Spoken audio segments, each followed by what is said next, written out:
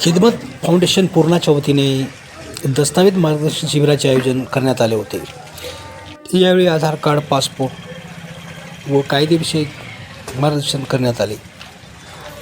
यावेळी मुफ्ती बिलाल, रऊफ कुरेशी, अली भाई, advocate AB Shaikh, Shaikh Idris, Jamiruddin Shaikh, Mohammad Shafiq, Nasir sir, Shafiq कुरेशीसह आदींची यावेळी उपस्थिती होती। सदर शिबिर दर रविवारी घेतले जाणार असल्याची माहिती यावेळी देण्यात आली।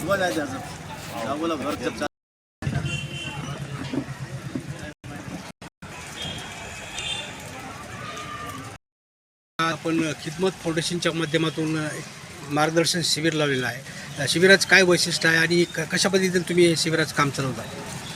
ते आमचं हे खिदमत फाउंडेशनतर्फे खूप दिवसापासून एक काम चालू आहे। त्याचाच एक भाग म्हणून आम्ही हे डॉक्युमेंट कॅम्प म्हणजे याच्यामध्ये जे कागदपत्रामध्ये दुरुस्तीच्या संदर्भात मार्गदर्शन करण्यासाठी हे कॅम्पचं आयोजन करण्यात आलेलं आहे। त्यामध्ये कोणाच्या जन्म प्रमाणपत्राबद्दल, कोणाच्या जातीचं, कोणाचे आधार कार्ड, पॅन कार्ड किंवा दुरुस्ती जे काय असेल त्याबद्दल मार्गदर्शन करण्यात येत आहेत। त्यांना पासपोर्ट काढण्यासाठी किंवा कागदपत्र जे लागत आहे त्याबद्दल त्यांना मार्गदर्शन करून कागदपत्र काढण्यासाठी मदत करण्याचं काम या खिदमत फाउंडेशनच्या माध्यमातून होत आहे। आणि जवळपास 400-500 लोकांनी आज सकाळी 10 ते 5 वाजेपर्यंत हा कार्यक्रम होता। तर 400 ते 500 लोकांनी आज त्याचा लाभ घेतलेला आहे आणि यापुढे सुद्धा आम्ही हा जे मार्गदर्शन आहे ते चालूच ठेवतो।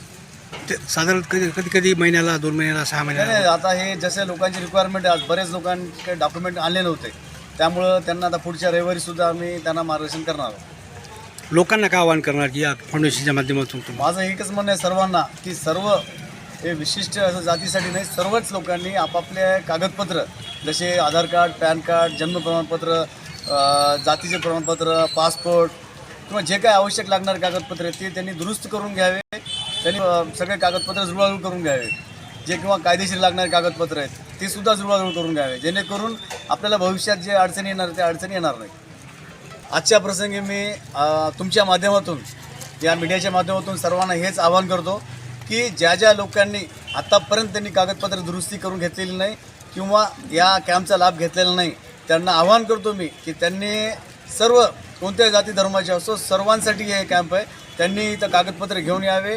त्यांना जे आवश्यक कायदेशीर मदत आहे ती सुद्धा करण्यात येईल आणि त्याचबरोबर त्यांना कागदपत्रासाठी जे आवश्यक त्यांना कागदपत्र लागणार आहे ते मार्गदर्शनसुद्धा लाभणार आहेत। तर माझं एवढंच आव्हान राहील की आपण सर्वांनी कागदपत्रासहित इथं यावे। दर रविवारी इथं कॅम्पचं आयोजन करण्यात येणार आहे, त्याचा लाभ घ्यावा सर्वांनी।